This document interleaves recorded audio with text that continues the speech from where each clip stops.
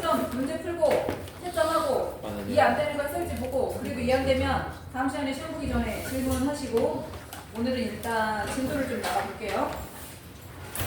이제 방학 거의 끝난 거 아니야? 우리 다음 주 수요일까지만 방학 끝나는 거지?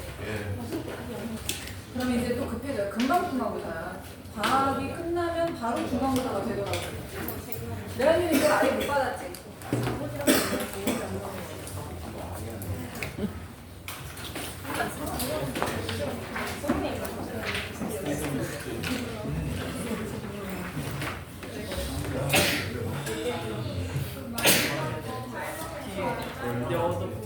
팔번 답이 잘렸어요? 해설이 잘린 거야? 답이 잘린 거야?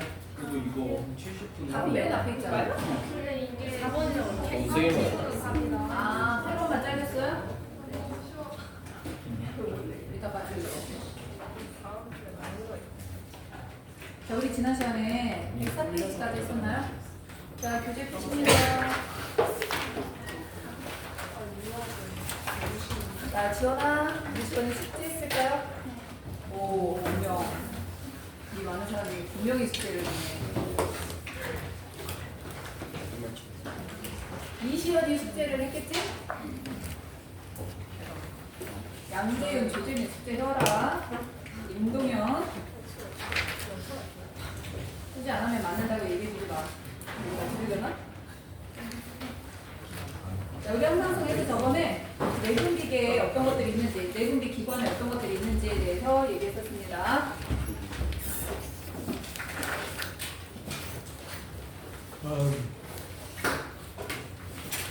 우리 그 항상성 조절 중추가 누구였죠? 그렇지, 간내 중에서도 특히 누구였죠?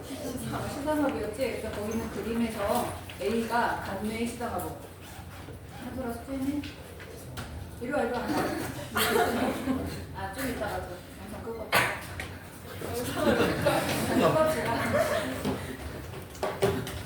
자, 우리가 그래서 이 전체에서 어떻게 항상성이 조절되는지를 볼 건데, 자, 지금 칠판에다 그려서 전체적인 상황을 도해하면서 정리를 할 거라 지금 설명할 때는 일단 설명만 들으세요. 설명 듣고 나중에 이제 필기할 시간 줄 거니까 그때는 이제 자기가 그려가면서 필기할 수 있게. 자, 우리가 간뇌, 대뇌를 보게 되면 이렇게 대뇌가 있었고 여기에 간뇌가 있었고 간뇌에 뾰족하게 튀어나온 애가 있어서 얘를 뭐라고 부르냐면 뇌하수체, 바로 여기를 시상하부 이렇게 불렀었어요. 그래서 시상하부를 이렇게 확대하고 뇌하수체를 확대해서 보도록 합니다. 자, 여기를 뭐라고 할 거냐면 시상하부가 될 거야. 자, 여기가 뇌하수체가 될 거예요. 아, 숙제 안 했을 것 같은 사람들이 준비돼 들어가 있네.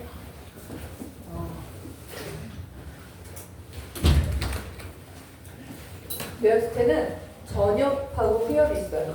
전엽하고 후엽이 있는데 이렇게 그림을 그리잖아. 시상하부랑 연결된 것처럼 보이는 그림이 있고 시상하부랑 분리된 것처럼 보이는 그림이 있을 거야. 자, 얘를 1번이라고 하고 얘를 2번이라고 할게요. 자, 1번하고 2번 중에서 시상하부랑 연결된 것처럼 보이는 그림이 누구야? 2번이지. 이렇게 연결된 것처럼 보이는 애가 후엽이에요. 연결된 것처럼 보이는 애가. 시상하부랑 분리된 것처럼 보이는 애가 전엽이 되는 거야. 자, 지금은 칠판을 보면 돼요. 교재 보지 말고. 자, 그래서 얘가 뇌하수체의 전엽이 되는 거고 얘는 뇌하수체의 후엽이 될 거야. 자, 그럼 둘의 차이를 봐야 돼. 우리가 호르몬이 분비되는 방식은 크게 세 가지 방식이 있는데 하나는 그러니까 중심에는 항상 시상하부가 있어. 그런데 하나는 시상하부가 관리할 애들이 너무 많아. 관리할 애들이 많아서 뇌하수체 전엽한테 시키는 거야. 네가 얘네들 관리해라. 그러니까 어떤 상황이냐면 시상하부가 뇌하수체 전엽한테 명령을 내리면 뇌하수체 전엽에서 그 내분비 기관으로 신호가 가는 거야. 그럼 그 내분비 기관이 호르몬을 분비하는 방식. 이게 첫 번째 방식이야. 뇌하수체 전엽을 거쳐서 자극을 주는 방식. 자, 두 번째 방식은 뭐냐면 시상하부가 어떤 호르몬을 만들어서 뇌하수체 후엽으로 보내요. 보내면 거기에 머물러 있다가 필요할 때 나가는 거야. 그러면 뇌하수체 전엽과 후엽의 차이가 뭐야? 뇌하수체 전엽은 시상하부가 자극을 주면 그 자극에 의해서 스스로 호르몬을 만들어서 다른 내분비세포로 보내. 근데 뇌혈관 수혈은 아무것도 안 만들어 시상하부가 만든 거를 가지고 있다가 필요할 때 그냥 내보내는 거야. 소화기관으로 따지면 쓸개 같은 거예요. 쓸개즙이 간에서 만들어지면 쓸개에 저장돼 있다 필요할 때 나가기만 하잖아. 그러니까 뇌혈관 후엽은 진정한 의미에서 내분비 기관은 아닌 거지. 뭔가 호르몬을 만들진 않으니까. 세 번째는 뭐냐면 시상하부가 자율신경한테 영향을 줘요. 자율신경 우리 뭐하고 뭐가 있었어요? 교감하고 부교감 있었지? 그럼 시상하부가 교감한테 영향을 주거나 부교감한테 영향을 주면 이 교감과 부교감이 내분비 기관에 작용을 해서 호르몬이 나가는 거야. 자, 그럼 하나는 뭐냐면 뇌하수체 전엽에 자극을 받아서 호르몬을 만드는 기관이 있고 교감신경과 부교감신경이 자극을 받아서 호르몬을 만드는 기관이 있고 기다렸다가 시상하부가 주는 호르몬을 그냥 받아서 내보내는 애가 있고 이 세 가지 방식인 거야. 알겠죠? 그래서 지금 세 가지 방식에 대해서 설명을 할 겁니다. 시상하부가 얘도 신경계니까 뭐로 돼 있냐면 뉴런으로 돼 있을 거야. 연합뉴런 뭐 하여튼 뉴런으로 돼 있을 건데 시상합에서 어떤 물질인가가 여기로 분비됩니다. 자, 시상합에서 뉴런이 또 이렇게 전염까지 다 있으면 어떤 물질이 분비될 거고 시상합에서 나온 물질이 이렇게 분비가 될 거야. 자, 또 다른 물질이 이런 식으로 분비가 된다고 합시다. 시상하부가 여러 개의 뉴런이 있어가지고 시상하부에서 만들어진 뉴런에서 만들어진 물질이 원래 뉴런에서 만들어진 물질은 뉴런으로 가거나 다른 근육으로 가거나 원래 이러잖아. 그런데 시상하부에서 만들어진 물질이 그냥 모세혈관으로 들어가 버려요. 시상하부와 뇌하수체를 연결하는 작은 모세혈관이 있는데 그 모세혈관으로 들어가 버려. 그럼 그 모세혈관으로 들어왔던 애가 심장을 안 거치고 그냥 뇌하수체 전역으로 방출이 돼버려요. 그러니까 시상하부랑 뇌하수체 전역을 연결하는 혈관이 있는 거야. 그러면 여기 지금 방출된 물질이 시상하부에서 나온 물질들이 결합할 수 있는 수용체를 가진 세포들이 여러 개가 있어요. 자, 뇌하수체 전역에 세포가 굉장히 여러 개가 있는데 그 중에 얘에 대한 수용체를 가진 애가 있으면 얘가 여기 결합해. 얘에 대한 수용체가 있다? 얘가 여기 결합해. 얘는 여기 결합하고 얘는 여기 결합한다고 합시다. 그러면 이렇게 만들어진 이 물질들은 시상하부가 만든 거야. 그런데 얘가 여기 결합하는 순간 자극을 받아서 얘가 호르몬을 만들어내는 거예요. 자, 어떤 호르몬을 만들어내냐면 생장 호르몬을 만들어냅니다. 시상합에서 어떤 물질이 만들어졌어? 그래서 뇌하수체 전엽에는 어떤 세포에 결합을 했어? 그럼 그 세포가 그거에 자극을 받아서 생장 호르몬을 분비를 하는 거야. 그러면 이 생장 호르몬은 뼈나 근육으로 가서 뭐를 한다? 성장을 촉진하는 역할을 해요. 연골의 분열을 촉진해. 연골의 분열을 촉진해서 연골이 막 늘어나잖아? 그럼 그것으로 칼슘이 축적이 돼요. 칼슘이 축적이 되면 걔가 경골, 딱딱한 뼈로 바뀌어요. 그럼 또다시 물렁뼈가 세포 분열을 해서 막 늘어나? 그러면 거기에 또다시 인산칼슘이 축적이 돼서 딱딱한 뼈로 바뀌면서 여러분 키가 점점 크는 거야. 그러면 그 연골이나 근육이 발달하도록 역할을 해주는 호르몬이 성장 호르몬이 되는 거야. 그래서 여러분이 예를 들면 처음에 태어날 때 아기로 태어나기 직전에 이제 엄마 뱃속에 있을 때 여러분의 다리뼈가 이렇게 있었다고 칩시다. 그러면 이게 물렁뼈야. 아기들이 처음에 뱃속에 있을 때 물렁뼈예요. 그런데 여기에 혈관들이 막 들어가서 인산칼슘을 채워. 그래가지고 막 점점 단단한 뼈가 되는 거야. 근데 여기는 아직 물렁뼈야. 여기로 성장 호르몬이 도착하면 얘가 세포 분열을 해서 이렇게 늘어나. 이렇게 늘어나면 여기로 다시 인산칼슘이 축적이 돼서 점점 단단한 뼈가 돼. 여기 성장 호르몬이 다시 작용하면은 이렇게 돼서 여기는 축적이 되고 이러면서 점점 여러분 다리뼈가 길어지고 있는 거야. 여기서 축적이 되는 속도랑 여기서 세포 분열하는 속도가 얘가 더 빨라야 점점 커지는 건데 이게 축적되는 속도가 더 빨라져서 둘이 만나버렸다? 그러면 성장판이 닫힌 거지. 더 이상 뼈가 자라지 않는 상태가 되는 거예요. 자, 그러면 일반적으로 성장 호르몬, 생장 호르몬이라고 하는 애들은 근육에도 작용을 하지만 대개가 연골의 세포 분열을 촉진하는 경우가 많이 있거든. 그래서 성장판이 닫히게 되면 더 이상 뼈가 자라거나 키가 자라는 일은 일어나지 않는다. 뭐 이렇게 보는 거야. 그러면 만약에 성장 호르몬, 생장 호르몬이 너무 많이 분비된다고 하면 키가 필요 이상으로 커지는 저인증이 되는 거고 얘가 너무 부족하게 나온다라고 하면 소인증에 걸리게 되는 거야. 일단 첫 번째는 생장 호르몬입니다. 두 번째, 이 물질이 여기에 가서 결합을 한 거야. 그러면 얘가 이거에 자극을 받아서 호르몬을 분비하는데 여기서 분비되는 호르몬의 이름은 갑상샘 자극 호르몬이에요. 자, 갑상샘 자극 호르몬은 약자까지 알아두시는데 TSH라고 합니다. 이거 지금 표에다 채우지 마세요. 표에 나중에 다르게 채워야 돼.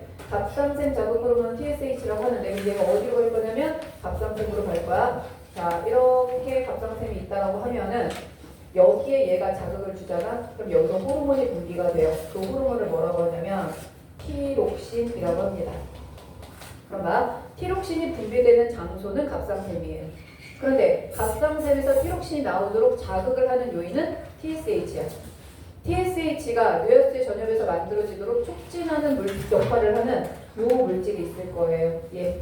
얘를 TRH라고 합니다. TRH가 뇌하수체 전엽을 자극하면 뇌하수체 전엽에서 TSH가 나와요. TSH가 갑상샘을 자극하면 티록신이 나오게 되는데 여기서 말하는 T라는 것 자체가 티록신의 의미를 가진 T야. 그럼 여기 R이라고 하는 거는 릴리징이라고 해서 뭔가 분비시키다, 방출시키다 이런 의미가 돼서 시상하부에서 분비되는 모든 호르몬들은 R자가 붙어요. 남들이 나오도록 촉진하는 역할을 한다 그래서 TRH가 나오면 TSH가 나와서 티록신이 나오게 된다. 얘네들이 연속으로 쭉 나온다는 거 알아둬야 돼. 그러면 여기서 지금 티록신이 나왔잖아. 티록신의 역할은 뭐냐면 물질 대사 촉진, 다시 말하면 세포호흡을 촉진하는 역할을 합니다. 자, 여러분 세포호흡을 촉진하면 세포호흡의 기능이 뭐였죠? 세포호흡 왜 하는 거지? 에너지 만들려고 하는 거야. 근데 에너지 만들 때 그 에너지가 저장되는 물질이 누구였죠? ATP였죠. 근데 ATP만 만드는 게 아니라 무슨 에너지도 나오지? 열 에너지도 나오지. 그럼 다시 생각하면 세포호흡이 촉진된다는 거는 열 에너지가 많이 나온다는 거야. 그럼 체온이 올라갈까요? 내려갈까요? 체온이 올라가겠지. 그래서 얘가 체온 상승으로 이어집니다. 그럼 다시 생각하면 티록신은 추울 때 나올까요? 더울 때 나올까요? 그렇지. 얘는 추울 때 나와서 우리의 체온을 상승시키는 역할을 하게 될 거야. 자, 그럼 여러분은 이제 추울 때 두 가지 확실하게 알아두세요. 자, 추울 때 교감이야, 부교감이야? 추울 때 교감이야, 부교감이야? 교감. 무조건 추울 때 두 가지 떠올리세요. 자율신경 중에서는 교감, 호르몬 중에서는 티록신. 교감과 티록신은 추울 때 나오는 가장 대표적인 반응들이다 라고 봐야 돼. 자, 그래서 첫 번째 반응 나왔습니다. 자, 두 번째 반응 갑니다. 이 물질이 여기에 도착을 한 거야. 그랬더니 이거에 자극을 받아서 누가 나왔냐면 이번에는 부신, 겉질, 자극, 호르몬. 자, 부신 겉질 자극 호르몬의 약자는 ACTH라는 거예요. 자, 부신이 먼저 볼게요. 자, 부신이라는 거는 우리 봤을 때 F, 이게 부신이 되는 건데, 자, 여기 지금 자, 이렇게 생긴 기관이 있다고 하자. 자, 이렇게 생긴 기관, 이 이름 뭐예요? 콩팥. 콩팥을 다른 말로 무슨 장이라고 하지? 신장이라고 하지. 얘는 신장이야. 신장에 부속기관처럼 얹혀져 있다 라고 해서 얘를 부신이라고 불러요. 신장의 부속기관처럼 보인다. 부신이라고 하는데 얘를 잘라보면 겉부분하고 속부분으로 나눠져요. 대뇌가 겉질, 속질 나눠지고 척수가 겉질, 속질 나눠지는 것처럼 얘도 겉질과 속질로 나눠지게 되는데 그래서 여기를 부신 겉질이라고 얘기하고 안쪽에 들어있는 거는 부신 속질이라고 얘기합니다. 자, 그런데 얘는 속질은 안 건드려. 겉질만 건드리는 거야. 가서 부신 겉질을 자극하는 역할을 합니다. 얘 자극했어. 그러니까 부신 겉질에서 이제 호르몬이 나오는 거예요. 여기에서 당질 코르티코이드라고 하는 호르몬이 나와요. 당질 코르티코이드, 자, 얘 당자 붙었죠? 당자 붙었다는 거는 뭐에 관한 일을 할 거다? 혈당량에 관한 일을 할 거야. 자, 얘 혈당량에 관한 일을 할 건데, 자, 얘는 혈당량을 증가시킬까요? 감소시킬까요? 혈당량이라는 거는 우리 몸에서 에너지를 낼 수 있는 포도당의 양을 늘리는 거를 말하는 거야. 그러면 우리 몸에서 혈당량을 감소시키는 호르몬의 진화상으로 봤을 때 우리 몸에서 혈당량을 감소시킬 만한 호르몬은 사실은 필요하지 않아. 우리 몸은 항상, 그러니까 옛날에 원시시대를 생각하면 계속 몸은 움직이는데 양분이 부족한 상태라서 혈당량을 증가시키는 역할이 필요했지 감소시킬 일은 사실 없었던 거야. 지금처럼 운동 별로 하지 않고 많이 먹고 이러는 사람들한테는 혈당량 감소가 필요하지만 대부분의 혈당량을 증가시키는 호르몬이라서 혈당량에 관한 호르몬은 인슐린을 제외하고는 전부 다 혈당량 증가예요. 그렇게 알아주세요. 앞으로 혈당량이라는 얘기가 나오면 인슐린을 제외하고 모든 호르몬들은 혈당량을 증가시키는 거라서 얘도 혈당량을 증가시키는 역할을 할 거야.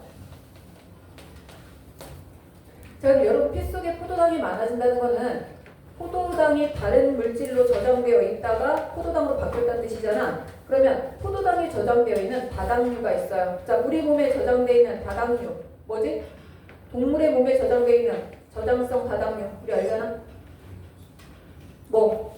글리코젠. 어디에 저장되어 있지?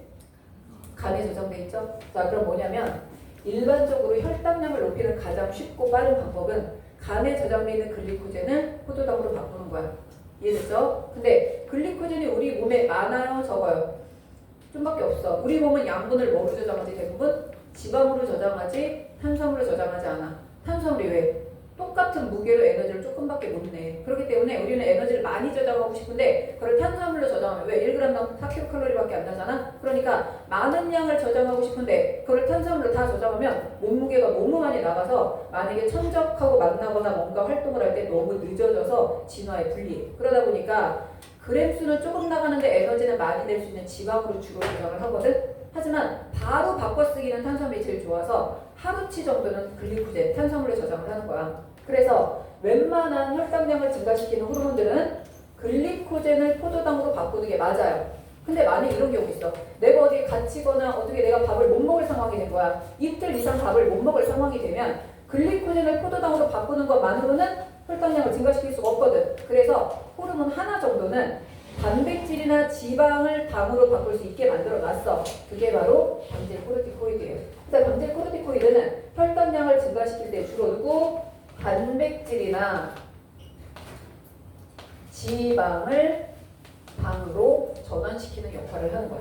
우리가 운동 많이 하고 유산소 운동 많이 하면 지방이 빠진다. 그 지방이 빠지는 이유가 운동에 필요한 포도당을 지방으로부터 끌어다 쓰기 때문에 그런 거고, 만약에 어떤 사람이 다이어트를 한다고 그냥 무작정 굶어요. 자, 굶고 있으면 이 사람이 일단 몸매가 좋아져. 자, 몸매가 좋아지는 이유는 지방이 분해돼서 그래. 왜? 탄수화물이 안 들어가니까 지방을 꺼내다 쓸 수밖에 없잖아. 몸무게가 줄어들어. 자, 몸무게가 줄어드는 이유는 단백질을 분해해서 쓰는데 우리 몸에 있는 단백질 중에 제일 먼저 쓰는 게 어디 단백질을 갖다 쓸까? 근육에 있는 단백질을 갖다 쓸 거야. 근육량이 줄어들면서 몸무게가 줄어들어요. 그러면 몸무게도 줄어들고 몸매도 좋아졌으니까 다이어트 성공한 거잖아? 원래대로 다시 먹기 시작하면 살이 훨씬 더 빠르겠죠. 무슨 현상이야? 요요 현상 생기는 거잖아. 왜? 단백질이 줄어들고 근육량이 줄어들어서 기초대사량이 떨어졌기 때문에 똑같이 먹어도 살찌는 체질로 바뀐 거거든. 그래서 실제로 다이어트를 할 때는 단백질은 공급을 하면서 지방만 빼줘야 되는 거야. 왜? 단백질이 사라지면 기초대사량이 떨어지기 때문에. 그래서 실제로 우리가 요요 현상의 가장 큰 원인이 되는 게 당질 코르티코이드예요. 단백질과 지방을 뭐로 바꿔준다? 당으로 바꿔서 혈당량을 증가시키는 역할을 해. 자, 그렇다면 여기서 혈당이 떨어졌을 때 시상하부가 감지했지? 시상하부가 C, R, H. 여기서 C는 여기 코르티코이드, 코르티코라는 말이 들어가는 거야. 코르티코 릴리징 호르몬 CRH가 나와요. CRH가 뇌하수의 전엽에 도착했어. 그럼 뇌하수의 전엽에서 ACTH가 나온 거야. ACTH가 부신 겉질에 도착했어. 그럼 여기서 당질 코르티코이드가 나온 거야. 요 두 개의 연관 관계는 확실하게 알아둬야 돼요. TRH, TSH, 티록신. CRH, ACTH, 당질 코르티코이드. 이 관계. 자, 또 하나. 어떤 호르몬이 여기에 딱 도착했어. 얘가 분비된 물질이. 그럼 여기에서 누가 나오냐면 생식소 자극 호르몬이 나와요. 자, 생식소 자극 호르몬은 누구한테 갈까? 생식기관으로 가겠죠. 그래서 얘가 생식기관으로 가서 정소로 갈 수도 있고, 여자의 경우는 난소로 갈 수도 있는데, 정소로 가면 하는 역할이 뭐다? 남성 호르몬의 분비를 촉진할 거야. 얘는 난소에 가서 여성 호르몬의 분비를 촉진하는 역할을 할 거야. 그러면 여기서 말하는 남성 호르몬이 누구예요? 테스토스테론이나 안드로젠 같은 거고, 여기서 나오는 여성 호르몬은 뭐가 되는 거야? 에스트로젠이나 프로게스테론이 될 거야. 자, 이것도 호르몬이긴 하지만 문제는 잘 안 나와. 왜 문제 잘 안 나오냐면 이 단원 자체가 항상성 유지야. 근데 성호르몬은 항상성하고 상관이 별로 없기 때문에 학교에서 이제 자세히 다루면 설명을 하겠지만 당장 그렇게 중요한 건 아니라서 이거는 이 정도. 남성 호르몬에 테스토스테론이 있고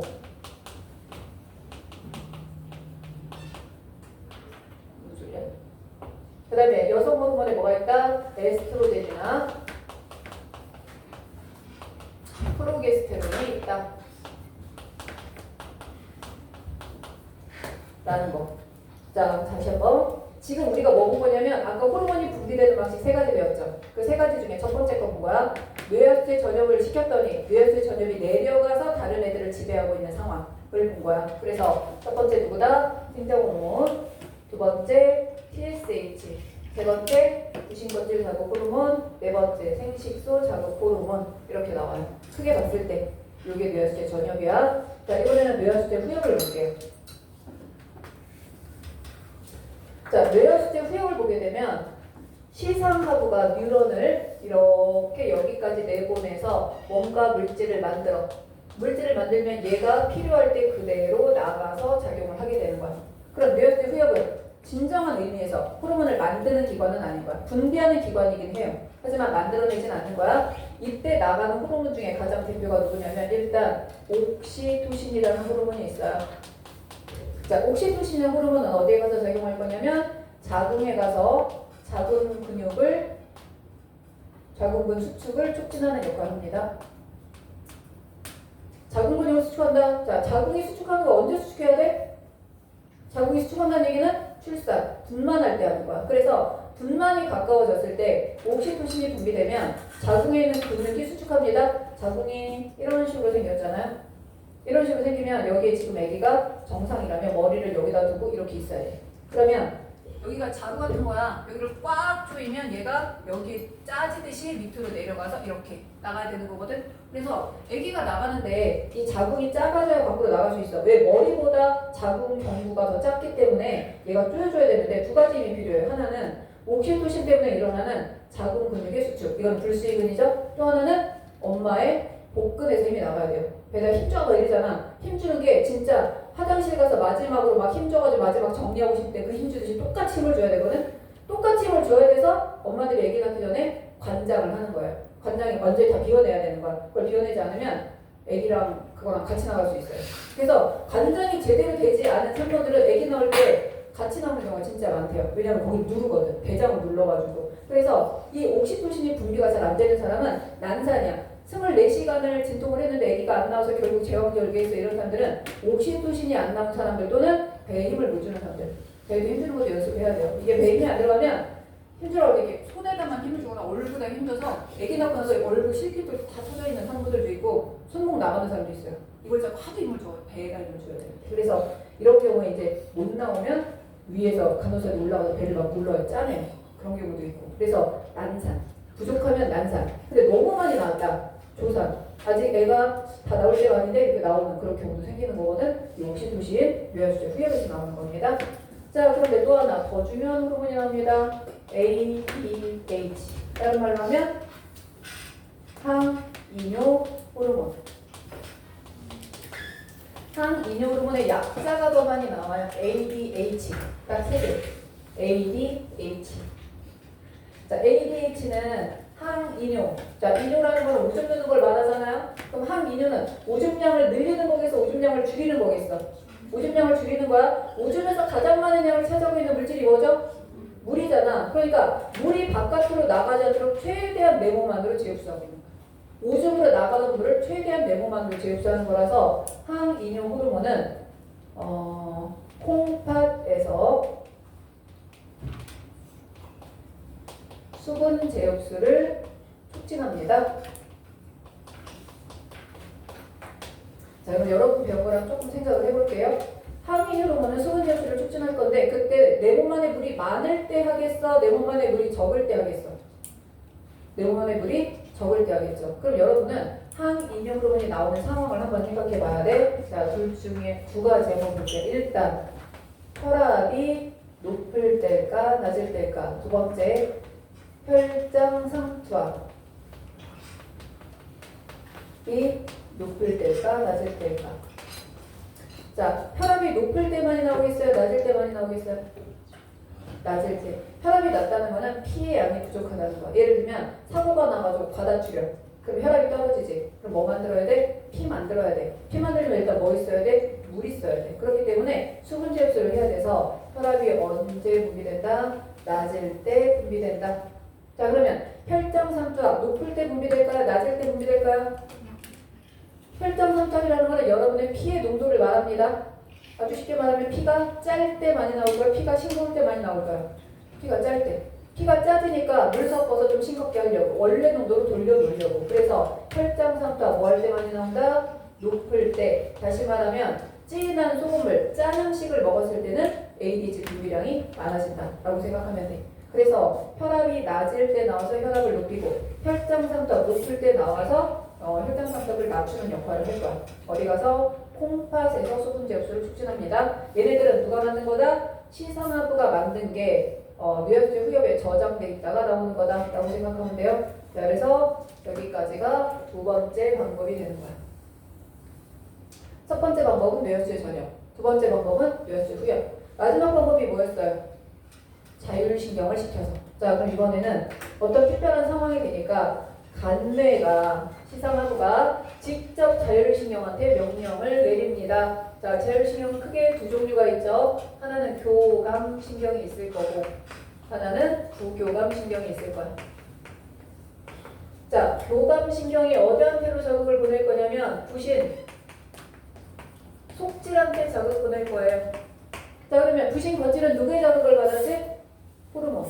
부신, 속질은 누구의 자극을 받는 거야? 신경계. 둘이 서로 다른 자극을 받아요. 그러면 부신 속질에서 분비되는 물질이 누구냐? 얘는 에피네프린이라는 거예요.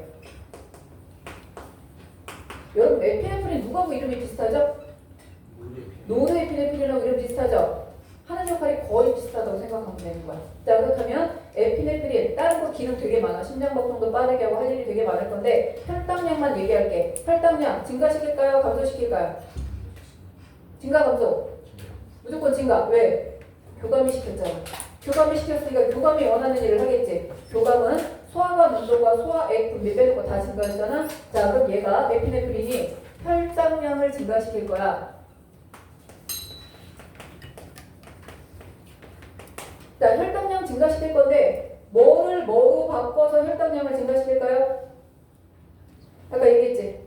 누구? 글리코젠을 포도당으로 바꿔서. 그럼 얘가 어디 가서 작용할까? 간에 가서 작용할 거야. 에피네프린이 혈당량을 증가시킬 때는 간에 가서 간에 저장되어 있던 글리코젠을 포도당으로 바꿔서 혈당량을 증가시켜요. 자, 그런데 교감신경이 이번에는 누구한테도 가냐면 이자한테도 갑니다. 자, 이자를 한번 볼게요. 이자는 여기 12지장이 이렇게 있으면 옆으로 빠져나가. 그 음식물이 지나가지는 않는 소화기관이야. 얘는 이자를 만들어서 분비만 하는 거야. 자, 얘는 이자인데 이자에서는 뭐가 나오냐면 이자액이 나와요. 맞죠? 이자액이 나오는데 여기 있는 이자 세매에서 이자액이 나오면 이자 관을 따라 이동해서 소장으로 갈 거야. 그러면 여기서 이자샘에서 만들어진 애가 이자관을 따라 소장으로 가는 거라 그거는 뭐야? 외분비샘이에요. 우리가 분비관을 따라 이동하면 외분비샘이라고 했잖아. 그러면 이자샘에서 만들어진 애가 이자관이라는 분비관을 따라 이동해서 소장으로 가기 때문에 경연아 권희도 눈도. 자, 그러면 여기서 뭐도 분비되냐면 호르몬도 분비될 거야. 자, 그러면 호르몬을 분비하는 세포랑 이자액을 분비하는 세포가 같을까요? 다를까요? 달라요. 달라. 자, 그럼 다시 한번 이자액을 분비하는 세포가 더 많을까? 호르몬을 분비하는 세포가 더 많을까? 당연히 이자액이지. 왜? 호르몬은 미량으로 작용해서 뭔가 일을 한다 그랬잖아. 찌끔만 만들면 돼. 그래서 호르몬을 만드는 세포는 조금밖에 없는데 이거를 어떤 의대생이 해부학을 하나 밝혀낸 거야. 뭔가 특징 있는 이상한 조그만 세포들이 여기서 발견돼서 뭔가 알아봤더니 거기서만 호르몬이 나온다는 걸 밝혀냈거든. 꼭 바다에 떠있는 섬처럼 여기저기 흩어져 있는 작은 세포들에서 뭐가 생기더라? 호르몬이 만들어지더라. 그래서 이걸 진짜 섬자라는 말을 써서 자기 이름을 붙여서 랑게르 한스 섬이라고 이름을 붙였습니다. 걔가 랑게르 한스였어요. 랑게르 한스 섬이라고 했는데 우리는 이걸 간단히 뭐라고 하냐면 이자 섬이라고 얘기해요.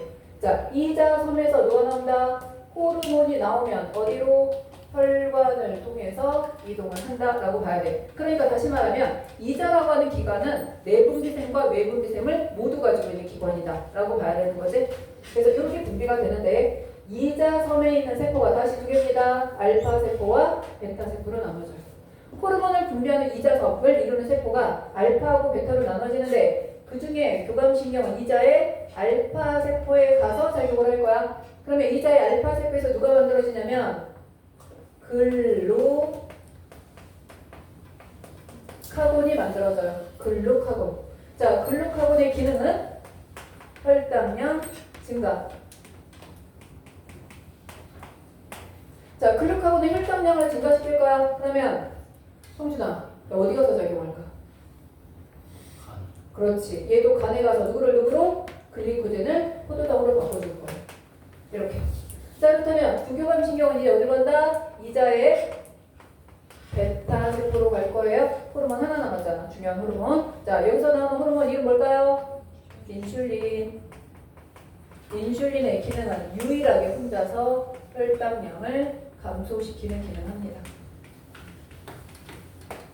이렇게 작용을 할 거야. 일단 여기까지 정리하시는데 정리가 다 된 거는 아니고 여기까지 정리하는데 105페이지 보면 비어있는 페이지가 하나 있어. 거기에다가 이 시상하부를 그리고 전혀, 수역, 자율신경에 의한 거 이걸 한번 정리해주세요. 너무 찌끄맣게 그리지 말고 가운데다가 시상하부를 그려야 좀 그리기 편할 거예요.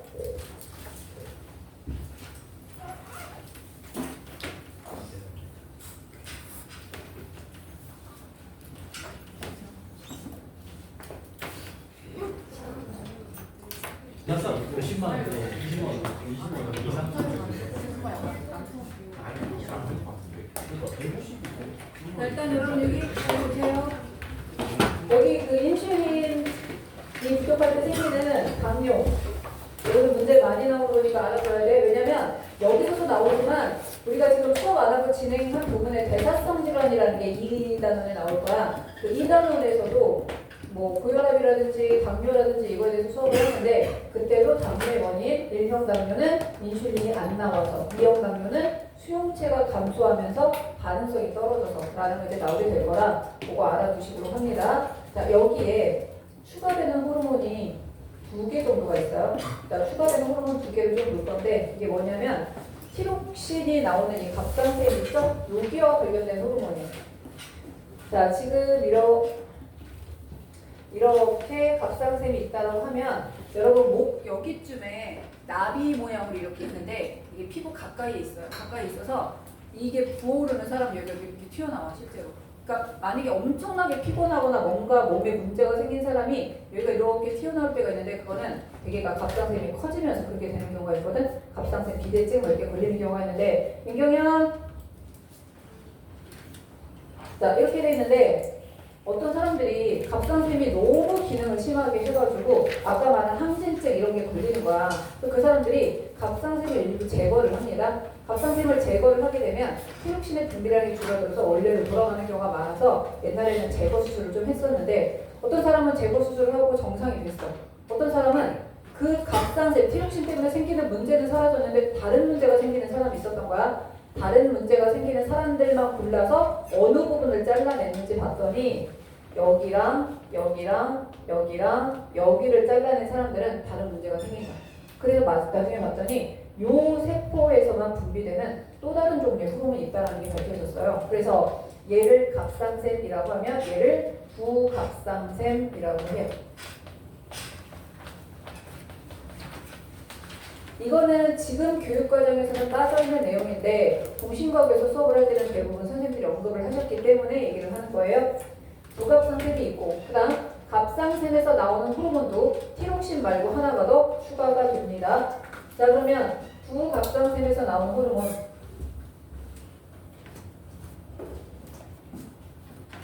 이게 파라토르몬이에요. 파라토르몬. 그 다음 갑상샘에서 나오는 호르몬 티록신이 아니고 또 다른 호르몬이 누구냐면 칼시토닌. 부갑상샘에서 파라토르몬이 나오고 갑상샘에서 칼시토닌이 나와. 자, 얘네들은 둘 다 무슨 역할을 하냐면 혈중 칼슘 농도 조절을 하는 역할을 할 거야. 자, 얘네들이 혈중 피 속에 존재하는 칼슘의 농도를 조절하는 일을 할 거예요. 자, 피 속에 칼슘은 많다 적다? 칼슘 많다 적다? 적다라고 했죠? 왜? 대부분의 칼슘은 어디 있으니까? 뼈나 이 속에 들어있으니까. 그래서 실제로는 피 속에는 칼슘이 조금밖에 없어야 되는데 그렇다고 없으면 문제가 돼. 피 속에서 혈액 중에 존재하는 칼슘이 하는 역할, 여러분이 알고 있는 것만으로도 일단 뭐가 있냐면 전도, 신경 전도에 혈종전이가 도착하면 칼슘 통로가 열려서 칼슘이 안으로 들어가야 시냅스 소포가 바깥으로 분비된다 했지. 신경 전도에 관여하고요. 그 다음 근육 수축에 관여합니다. 혈액 응고에 관여해요. 그러니까 피 속에 칼슘이 부족해지면 피가 나도 혈액의 응고가 잘 안 되고 신경 전도 잘 안 되고 근육 수축이 안 돼서 경련 현상이 생길 거야. 그래서 어느 정도는 피 속에 칼슘이 있어야 되는데 너무 부족하다 싶으면 파라토르몬이 혈중 칼슘 농도를 증가시키게 될 거야. 자, 얘는 혈중 칼슘 농도를 증가시키는 역할을 할 거야. 자, 그러면 피 속에 칼슘을 많게 하는 방법. 첫 번째, 많은 데서 뺏어오기. 많은 데서 뺏어오기. 많은 데가 어디라 그랬지? 뼈에서 용출시킵니다. 뼈에 있는 칼슘을 빼내와요. 그 중에 단단한 뼈 이런 데서 빼내오는 게 아니라 뭔가 손상을 입어서 어차피 다시 만들어야 되는 뼈, 녹고 있는 뼈, 다친 뼈 이런 데서 칼슘을 빼내오는 거야. 뼈에서 용출시켜요. 두 번째, 버리는 거 덜 버리기. 자, 버리는 거 덜 버리려면 오줌으로 빠져나가는 칼슘을 콩팥에서 재흡수하면 되겠죠?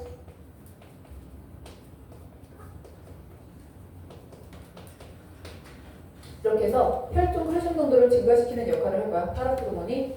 반면에 칼시토닌은 혈중 칼슘 농도를 감소시키는 역할을 해.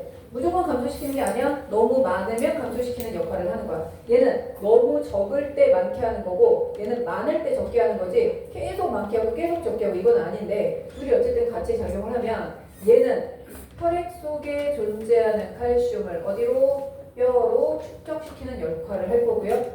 그 다음에 콩팥에서 재흡수가 일어나는 거를 억제해서 오줌으로 빠져나가게 도와주는 거예요.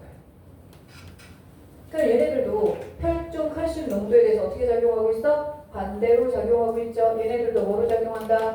길항적으로 작용한다 라고 볼 수 있어. 우리가 우리 몸에서 길항적으로 작용하는 거 세 가지를 얘기해봐라.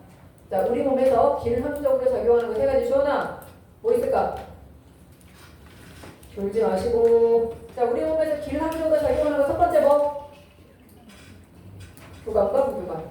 두 번째 인슐린과 글루카곤. 세 번째가 칼시토닌과 파라토르몬. 얘네 셋이 우리 몸에서 길항적으로 작용하는 거다라고 보면 돼요. 됐죠? 자, 그럼 우리 거기 한번 채워볼게요. 자, 전염에서 나오는 호르몬 중에 뼈나 근육의 발육을 촉진한다. 뭐라고 그럴까? 생장 호르몬. 생장 호르몬은 GH라고도 얘기해요. 생장 호르몬 GH.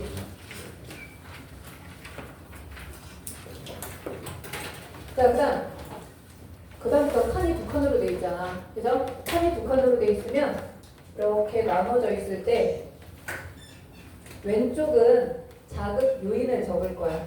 오른쪽에 분비되는 호르몬을 적을 거예요. 자, 그러면 뇌하수의 전염에서 왼쪽에서 지금 누가 나오냐면 티록신의 분비 촉진이 나오잖아. 자, 티록신의 분비를 촉진하는 호르몬은 TSH야. 얘의 분비를 촉진하는 건 누구야? TRH가. 왼쪽에 촉진하는 물질, 오른쪽에 분비되는 물질 적습니다. 그래서 자, 왼쪽에 TRH 적으시고요. 이거 시상합에서 나오는 거죠. 그 다음 오른쪽은 TSH, 갑상샘 자극. 레연이 너 교재 못 받았어? 근데 여기까지 그냥 가만히 있었어? 아유, 교재 먼저 가져와야 되는 건데. 참. 받을 때 교재 못 받은 거야? 그러면 자 거기 좀 이따 줄게. 거기 한번 채우세요. 오른쪽에다가는 특징 보면서 오른쪽에다가는 분비되는 호르몬 적고 왼쪽에는 촉진하는 호르몬. 그거 한번 적어보십니다. 교재에서 한번 찾아볼게.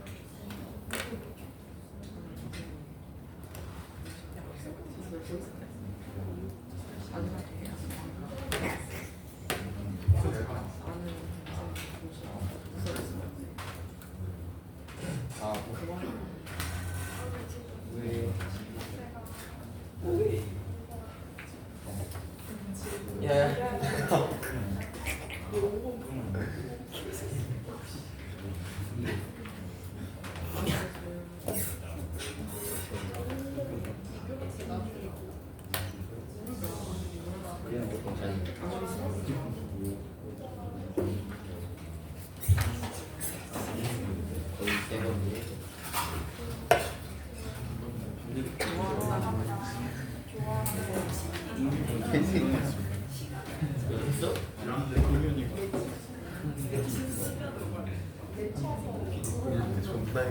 반반씩 쓰고 있어요. 우리 제쪽에